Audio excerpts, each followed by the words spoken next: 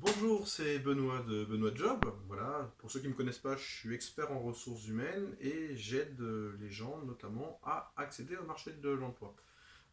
Aujourd'hui, je voulais déjà vous remercier par rapport à ma première vidéo qui a été diffusée sur Facebook. Plus de 400 vues en l'espace de 3 jours. Je trouve ça vraiment formidable. Merci beaucoup pour vos témoignages et vos marques de sympathie. Ça me touche énormément. Euh, Aujourd'hui, donc, on va aborder 3 erreurs à ne pas commettre durant votre entretien d'embauche. Des erreurs qui peuvent vous être fatales. Donc, il en existe beaucoup d'autres. Elles sont notamment évoquées dans mon guide pratique que vous trouverez dans la description sous la vidéo. Donc, n'hésitez pas à aller le voir. Là, je vais notamment baisser le prix un petit peu pour les fêtes de Noël pour que tout le monde puisse en bénéficier. Euh, donc les 3 erreurs, je reviens un petit peu à ces 3 erreurs-là que j'ai retrouvées régulièrement auprès des candidats auxquels j'ai fait passer des entretiens, mais également des erreurs que j'ai pu commettre durant ma carrière lorsque moi-même j'ai passé des entretiens d'embauche. La première erreur, on y arrive tout de suite. Donc la vidéo ne sera pas très très longue, hein. On va vraiment aborder le vif du sujet très rapidement. La première erreur, c'est ne parler que de soi. Donc rien de plus énervant pour un recruteur d'être en face d'une personne qui ne parle que d'elle, qui n'a absolument aucun intérêt pour l'emploi que vous lui proposez, pour la société que vous représentez. Donc en tant que candidat, votre rôle aussi est de s'intéresser à votre interlocuteur. Il s'agit d'un dialogue, d'un échange que vous avez avec un recruteur. Ce n'est pas un monologue où vous allez tout simplement proposer vos compétences ou vous allez uniquement faire une présentation. On est vraiment là pour discuter. Votre curiosité, elle sera appréciée. Il ne faut pas rentrer trop dans les détails techniques non plus, hein. Mais bon, se renseigner au préalable un minimum sur l'entreprise, poser des questions qui sont pertinentes par rapport à votre potentiel futur emploi. C'est sûr que la question qui consiste à dire voilà de combien de temps dure la pause, où se trouve la machine à café, ça n'a absolument aucun intérêt et au contraire ça va vous desservir. Euh, Parler de l'équipe, du projet d'entreprise, de ce que vous recherchez dans une entreprise et est-ce que cette entreprise-là est capable de vous l'apporter. On n'est pas dans une démarche où simplement on va proposer ses compétences en échange d'un salaire. Ça, au jour d'aujourd'hui, ce n'est plus suffisant. Le recruteur, il a besoin de sentir que vous vous intéressez à ce projet, que vous voulez y adhérer dans le long terme. Parce que si histoire de prendre un boulot pour prendre un boulot juste pour avoir un salaire, le recruteur aura tendance à croire, et souvent à juste titre, que dès lors où vous aurez une meilleure opportunité, vous allez partir. Et là, ça va être un nouveau problème à gérer pour lui. Donc ça, on va éviter. Intéressez-vous à ce qu'on vous dit. Posez des questions qui sont pertinentes. Le jeu des questions-réponses qu'on retrouve, que j'ai déjà décrit, qu'on retrouve durant l'entretien, ça marche dans les deux sens. Vous pouvez également poser des questions, bien entendu. Et c'est même bien vu. Alors, n'assommez pas le formateur de questions, on va dire, diverses et variées qui n'ont aucun intérêt. Il faut que ce soit des questions qui sont en relation avec le poste concerné. Donc ça, c'était mon premier conseil. Ne parlez pas que de vous. Si vous ne parlez que de vous, vous allez ennuyer votre interlocuteur et il va penser que vous ne pensez qu'à vous, à juste titre, et que vous êtes une personne égocentrique. Deuxième point, ne pas préparer son entretien. Donc j'en ai déjà un petit peu évoqué lors de ma dernière vidéo. Ne pas préparer son entretien, c'est presque criminel. En ce moment, par exemple, on a l'équipe de France de biathlon qui participe au championnat du monde. Pensez-vous un instant que Martin Fourcade, donc, qui est le leader de l'équipe de France, il arrive au pied de la piste sans s'être préparé au préalable. Pour le marché de l'emploi, c'est exactement la même chose. Vous allez être confronté à d'autres candidats. D'après vous, quel candidat pourra sortir son épingle du jeu à compétences égales à peu près, hein. Si vous êtes de toute manière convoqué à un entretien d'embauche, c'est que vous avez à peu près les mêmes compétences que les autres candidats. Qu'est-ce qui va faire la différence entre les différents candidats? Est-ce que vous, si vous vous mettez à la place d'un recruteur quelques instants, est-ce que vous allez privilégier une personne qui a un discours clair, posé, qui sait vraiment où elle va, en gros, qui a préparé son entretien, ou à une personne qui arrive et qui fait ça au feeling, en se disant, voilà, moi je suis naturellement doué pour discuter avec les gens, je vais bien me débrouiller, je vais retomber sur mes pattes. Ça, en tant que recruteur professionnel, je peux vous assurer qu'on le voit immédiatement. Une personne qui a fait l'effort de préparer son entretien d'embauche, qui a un discours qui est clair, qui répond clairement aux questions, qui apporte finalement euh, une contribution supplémentaire par rapport à un candidat qui n'a rien préparé, c'est ce qui peut faire toute la différence. Une personne qui est à l'aise, qui peut discuter, on va dire, normalement avec son interlocuteur, ça sera toujours un point positif. Préparer son entretien, il y a différentes manières de le faire. Donc déjà, sur la première vidéo que j'ai fait il y a quelques jours, je vous donne quelques astuces pour bien préparer son entretien. Donc ça, c'est très important. Je vous conseille très fortement de le faire. Si vous voulez aller plus loin, il existe des coachs, tout simplement. Vous avez peut-être que vous êtes timide, peut-être qu'il y a des points que vous avez du mal à expliquer dans votre parcours, ou tout simplement des choses qui peuvent vous bloquer, ou des choses qui vous semblent impossibles à pouvoir expliquer en peu de temps. Vous pouvez vous rapprocher d'un coach. Alors vous allez me dire, oui, mais un coach, ça a un coût, il y a des choses qu'on peut retrouver sur Internet. Oui, alors il existe plein de vidéos également sur Internet, notamment les miennes, où on va vous donner quelques trucs et astuces pour pouvoir réussir votre entretien. Ces vidéos-là, y compris celles que vous visionnez actuellement, elles vont vous donner une petite portion finalement de ce qu'il faut faire pour bien préparer votre entretien. La meilleure des préparations, c'est soit d'opter pour une formation vidéo dans son ensemble, le coaching, donc j'ai déjà évoqué, qui sera beaucoup plus personnalisé, mais également à travers des ouvrages. La différence, c'est que un ouvrage ou une formation, quelle qu'elle soit, va aller d'un point A à un point B en suivant une ligne droite. Donc vous n'allez pas perdre de temps.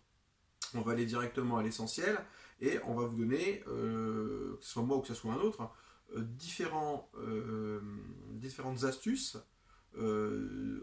sous forme de fiches pratiques. Bon, bah ça, je pars pour mon guide pratique, mais si c'est une formation, par exemple PowerPoint, on va vous donner vraiment les clés pour pouvoir performer. Si par contre vous décidez de passer votre temps sur Internet et de visionner la vidéo d'une personne, la vidéo d'une autre personne, lire un article, déjà on sera plus du point A au point B, on va transiter par une multitude de points qui fait que sur l'échelle temps, vous allez passer 2 à 3 fois plus de temps. Vous y arriverez très certainement. Le tout est de sélectionner déjà le bon interlocuteur, donc il faut toujours privilégier des professionnels des ressources humaines par rapport à des gens qui se présentent comme étant des passionnés de ressources humaines.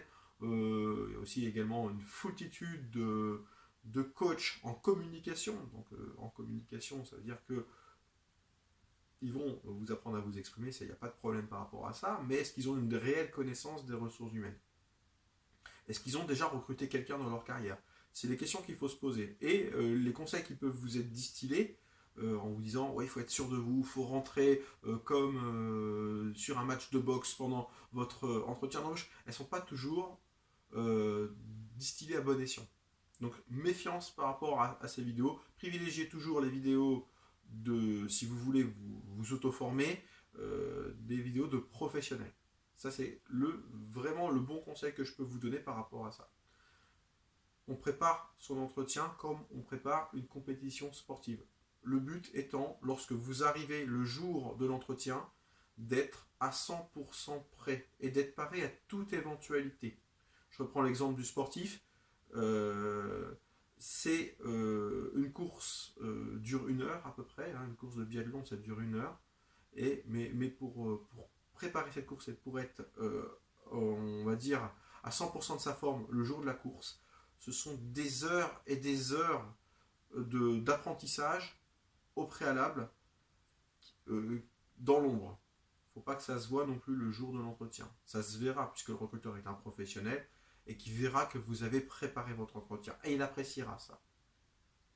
Donc Les formations, il y en a à tous les prix. Il y a des gens qui proposent des formations pour des milliers d'euros, d'autres qui font du coaching pour quelques centaines ou dizaines d'euros. Après, ça dépend aussi de la notoriété du formateur. Euh, les e-books, enfin les formations, on va dire, papier, que vous pouvez imprimer, vous pouvez également consulter sur votre ordinateur. Euh, voilà, il ne faut pas compter plus de 10 euros. Au-dessus de 10 euros, c'est un petit peu malhonnête.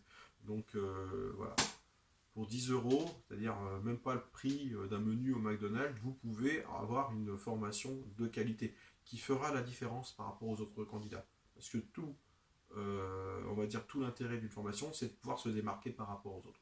Donc ça, c'était le deuxième point. Le troisième point, c'est ne pas connaître sa valeur sur le marché du travail. Donc moi, j'ai eu beaucoup de candidats face à moi où il arrive la fameuse question, voilà, quelles sont vos prétentions salariales? Et beaucoup de mauvaises réponses. Ces mauvaises réponses, on va dire, par exemple, bah ouais, voilà, écoutez, vous me donnez ce que vous voulez, moi je vais vous prouver ma valeur.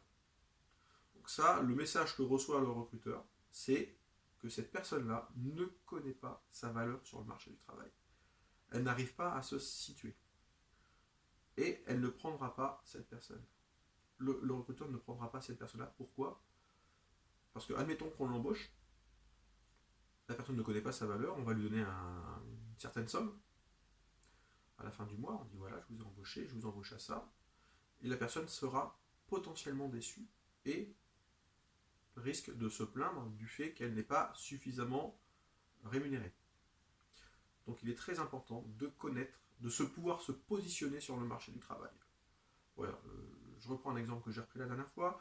Vous êtes vendeur, vous savez qu'un vendeur, il est payé fixe, généralement fixe plus commission. Le fixe, il n'est pas très haut généralement, et les commissions sont assez élevées. Donc, lorsque vous êtes en entretien, pour peu que vous soyez vendeur, voilà, je demande un fixe de, je ne sais pas, alors on parle toujours en brut, hein, pendant l'entretien d'embauche, on parle toujours en brut annuel, on parle en kilo-euros dans ce cas, hein, donc 1000 euros égale 1 kilo-euro. Donc vous pouvez très bien dire, voilà, vendeur, 20 KE, 20 KE par kilo-euro par an. Donc, pour avoir on va dire le montant du salaire revenu au mois, vous divisez tout simplement par 12. Et comme on est en brut, vous retirez à peu près 20%. Ça représente à peu près ce que vous allez avoir dans votre poche en net. Et vous précisez bien 20 KE plus commission à définir avec vous.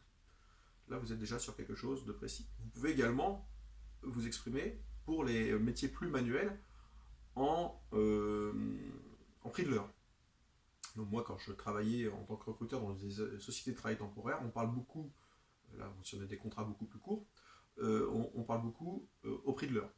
Par exemple, je ne sais pas, un maçon chef d'équipe, voilà, moi je veux payer 17 euros de l'heure. Donc là, on parle toujours en brut, hein. 17 euros de l'heure, voilà, moi ça me donne en tant que recruteur une information qui est essentielle et je sais comment positionner la personne. Alors, une bonne piste également, c'est de pouvoir exprimer votre salaire dans une fourchette. Donc ça, vous pouvez le faire. Ça laisse une petite marge de négociation pour le recruteur. Ça ne ferme pas totalement la porte. C'est sûr que si le recruteur, lui, il a un poste justement de maçon à vous proposer à 16 euros de l'heure et que vous annoncez 17, il va dire il est au-dessus. Et vous n'ouvrez pas la porte à la négociation. Vous ne savez pas, vous, précisément à combien il veut vous recruter. Donc, la fourchette de salaire est plutôt pas mal. Comment pouvoir obtenir ce salaire? Donc, dans le cas de maçon, c'est très simple. Il existe des grilles de salaire qui sont disponibles auprès de la Fédération du bâtiment. Il suffit simplement de la regarder en fonction de votre coefficient. Donc, vous regardez si vous avez déjà travaillé votre dernière fiche de salaire. Ne vous fiez pas au taux horaire, fiez-vous au coefficient qui est indiqué dessus et vous reportez simplement par rapport à la grille de salaire. Par exemple, chef d'équipe, coefficient 250 ou 270 de mémoire, correspond à un certain montant sur la grille de salaire. Vous pouvez un petit peu aller au-dessus, de toute façon vous ne pouvez pas aller en dessous. C'est un minimum qui est garanti. Donc ça c'est déjà une chose. Autre chose, si pour autant vous n'avez pas d'idée par rapport au montant du salaire que vous pouvez demander, vous venez d'accéder au marché du travail, vous avez peu d'expérience ou vous n'avez jamais travaillé dans ce milieu-là, renseignez-vous sur Internet, tout simplement. Vous regardez, vous tapez salaire moyen ou salaire médian, c'est à peu près la même chose. Par exemple, je reprends mon exemple de vendeur en magasin. Ça va vous donner une échelle. Une échelle, alors qui n'est pas forcément bonne. Renseignez-vous également sur les différentes autres offres d'emploi. Certains précisent exactement le salaire.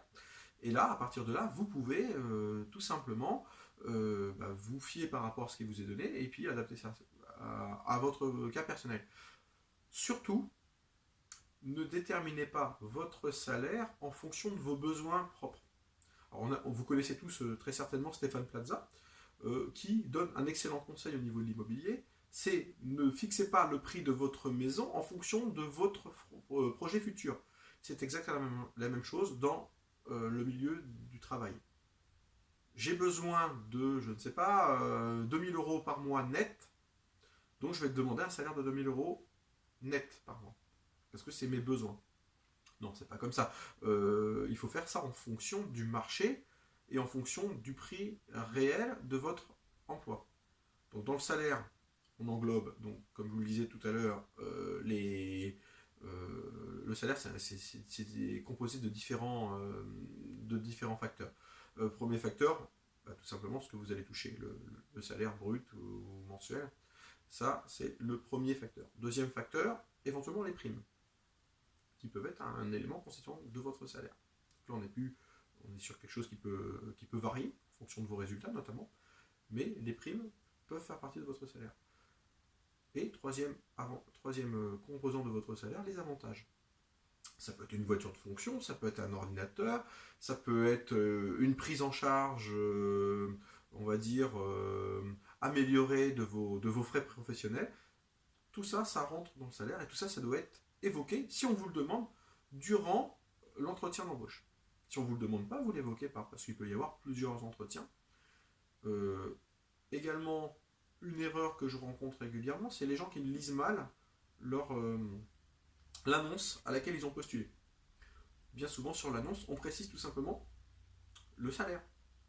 Donc, quand on vous demande un petit peu pendant votre entretien, voilà, quelles sont vos prétentions, il faut vous appuyer par rapport à ce qu'on dit dans l'annonce. Si dans l'annonce, on vous annonce 1500 € brut, bon, c'est pas un salaire qui est très élevé, d'accord, mais bon, il y a beaucoup de gens qui travaillent à ce niveau de salaire-là, il n'y a pas de problème. N'annoncez pas un salaire à 2000 € brut. Et oui, parce que vous n'êtes plus en concordance avec l'annonce.